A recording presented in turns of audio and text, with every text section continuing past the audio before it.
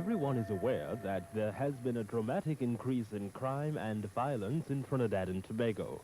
Murders, robberies, and rape are routinely reported in the media to such an extent that they no longer shock or startle us.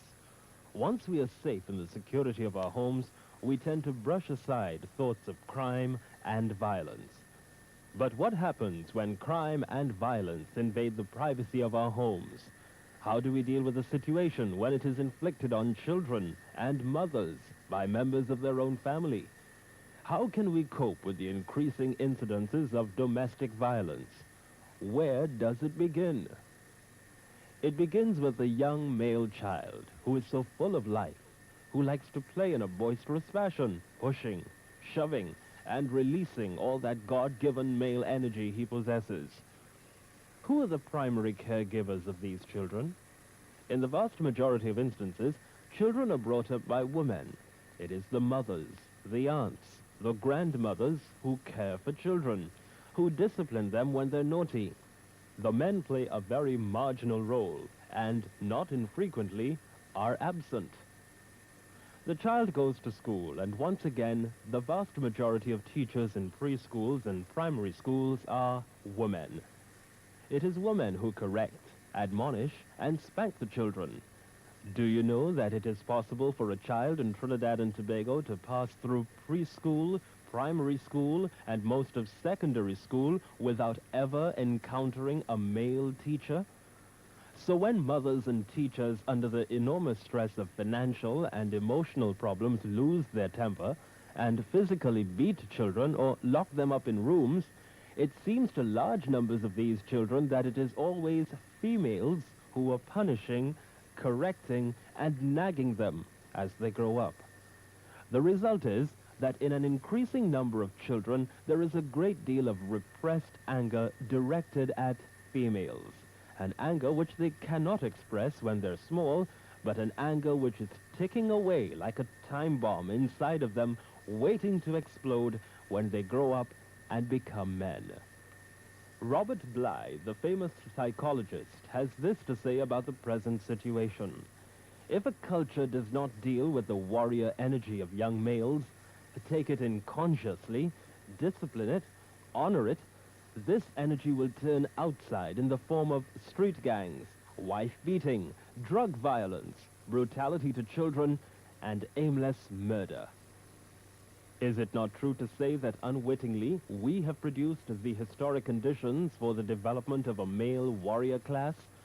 Children reared apart from fathers, male status determined by combat and sexual conquest as so vividly depicted on television, the glorification of males who make huge sums of money as an end in itself rather than as what it is needed to support oneself and one's family.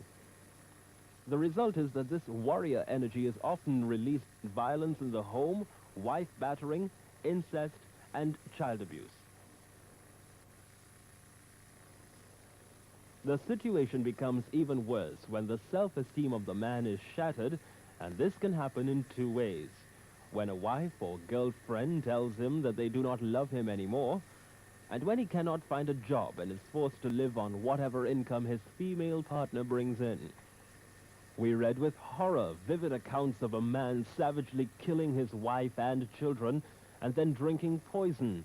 And the question haunts us, what makes a man do something like that? What is Servol's response to this serious problem? We, in Servol, are convinced that there is no short-term solution to the problem, but that the answer lies in programs which help to socialize the male from the earliest years. In our parent outreach program, we send out well-trained young women into every street and village in Trinidad and Tobago, knocking at doors, making friends with parents, and offering advice on how babies, toddlers, and small children should be parented. This involves gently persuading parents to avoid physical punishment of children, locking them up in isolation, or tying them to a bed so they will not stray.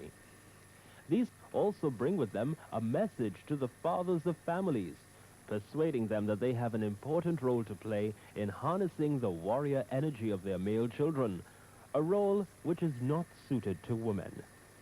How wonderful it is to see a father with his young son, letting him release his energy in physical play, and yet cautioning him about not playing too rough, as it might hurt the other person. If fathers are not present to fulfill this role, then the obligation should fall on another brother or an uncle. The important thing is that there should be the presence of male influence from the very start. When the child reaches the age of 3 and enters one of the 150 early childhood centers which Servol administers as agent for the Ministry of Education, the teachers are trained to respect this male energy, to allow the little boys scope for releasing it, and at the same time help them to discipline it, especially in play with little girls. The third way in which we try to deal with this problem is in our teacher training department.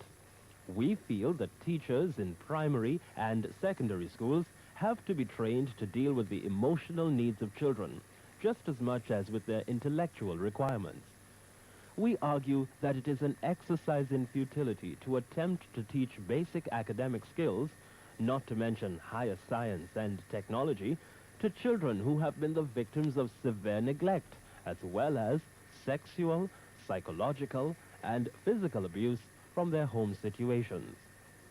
Since crime and violence, particularly towards women and children, will come largely from those males who have been battered or over-disciplined by female caregivers, a concerted effort has to be made to help those adolescents articulate their buried pain and their anger, and allow them to come to terms with their past through some form of healing. Anyone who has visited one of the Servol Junior Life Centers for 13 to 15-year-olds and asks the question, "What do you like about this school as compared to the primary school from which you came?" will get the same answer 100% of the time.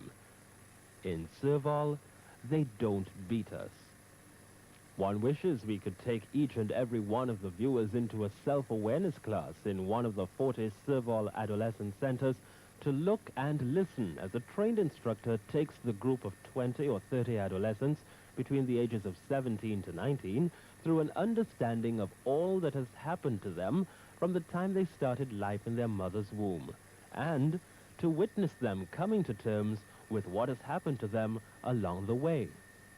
You would like to be a fly on the wall as a group of young welders, plumbers, carpenters, nurses, and caterers take time off from their training to undergo a healing session in which they're helped first to articulate their pain and anger at the damage done to them by unenlightened parents, and then to forgive these parents, for they knew not what they were doing.